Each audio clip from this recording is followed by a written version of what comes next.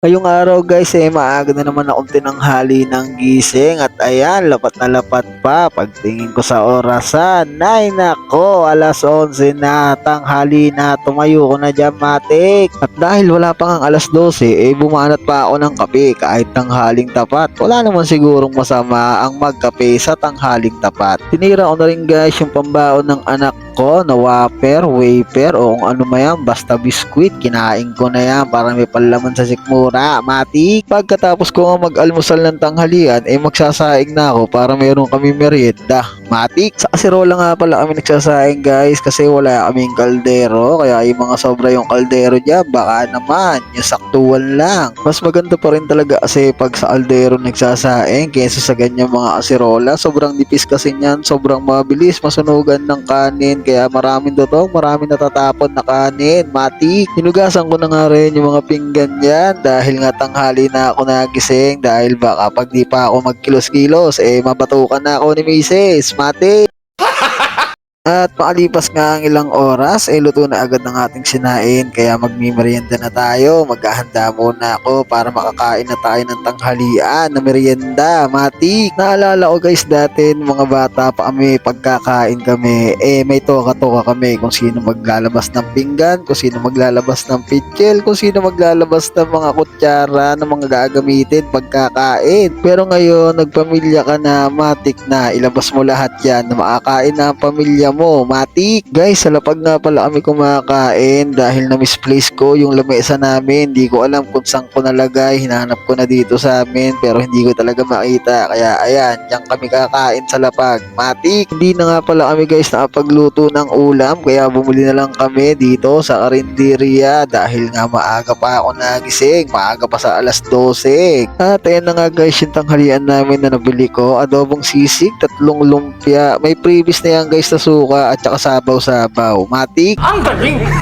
Bali guys, 3 nga lang pala kami nakakain ngayon tanghali ang merienda namin dahil yung panganay ko nandun sa lola niya. Kaya ang gusto nyo kaming sabayang kumain kumuha kayo ng kanin at ulam nyo dahil sakto lang sa amin to, matik. At ayan naman si Mrs. habang kumakain nga kami cellphone pa ng cellphone. Ako po, kung nabubuhay lola ko papagalitan ka nun, matik. Pagkatapos ko ang kumain guys may narinig ako nagsisigawan yung mga isda ko at may sinusumbong sila sa akin sa itaas, sa itaas, sa itaas. At ang sabi ko, anong sa itaas? Anong meron sa itaas? Ang sabi nila, tignan mo sa itaas, may patay dun sa itaas. At ayun, nakita ko, meron yung patay sa itaas. Kawawa naman tong dalawa na to. Tapos tinignan ko kung ano bang nangyari, kung ano bang diferensya, bakit nagkaganito. Kanina lang, ang saya-saya nilang dalawa. At ayun, ngayon, nakalutang na, matik. Dahil nga namatayan sila ng dalawang kasama, ibinuod ko muna sila dito sa planggana dahil natatakot sila. Nagtatanong nga sila sa akin kung ano nangyari. Ang sabi ko, dapat nga ako magtanong sa inyo kung ano nangyari. Dapat alam nyo kung ano nangyayari sa inyo, mati. Loko-lokong mga isda to. Ako pa yata yung sinisisi nila kung bakit may namatay sa kanilang mga kasama. Pag ako nainis sa inyo, o-okay ko kayo.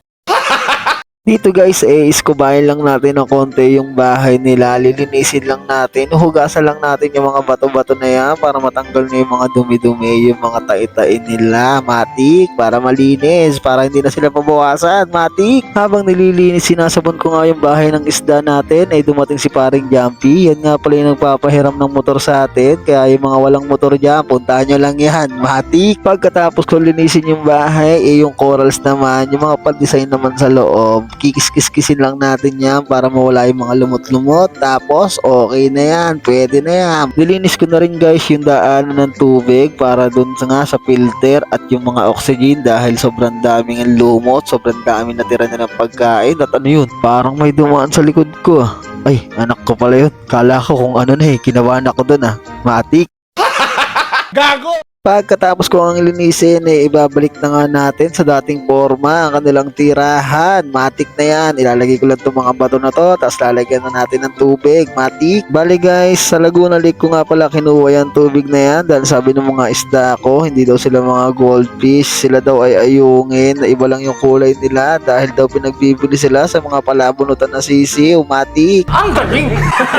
Pagkalagay ko nga ng tubig, inilagay ko na rin yung filter nila at oxygen. Tinesting natin kung gumagana at ayan, gumagana naman. May dumadaloy na tubig at ayan, nasasala naman siya. May lumalabas na hangin kaya positive na yan. At ayan na, lalagay na natin yung mga isda. Papakawalan na natin sila. Ibabalik na natin sila dito sa kanilang tahanan. Matik! Dito guys, habang binabalik ko nga sila dito sa aquarium, ako'y sinisisi nila na pumatay sa kanilang kasama. Hindi ko daw kasi nasaksak yung oxygen nung nilinis ko yung aquarium nila. Kaya ang sabi ko sa kanila, tigilan nyo na ako, isisigang ko kayo sa sampalok. Gago! Nung nakita nilang seryoso ako sa mga sinasabi ko, ay biglang bawi silang sinasabi. Ang sabi nila, joke lang yun, master, di ka na mabiro. Hindi talaga marunong lumangoy yung dalawang yun. Matik. At ito na nga guys, yung finished product natin for today's video. At ayan, may pailaw pa yung mga isda na yan. Di naman nagbibigay sa akin sa kuryente. Titigas ng mukha nyo. Matik. Maraming salamat guys sa mga nagla-like, nag-share, nagko-comment sa mga video ina-upload natin. Maraming salamat sa inyo. Sana huwag kayong magsawa at supportahan nyo pa ang page natin. At sa mga hindi pa na-follow, papollow na lang ng Denmark #Matik para marami pa tayong ma-upload. Hanggang dito na lang tayo. Maraming salamat sa inyo. Please like, follow and share na lang ng page natin. Salamat, Matik!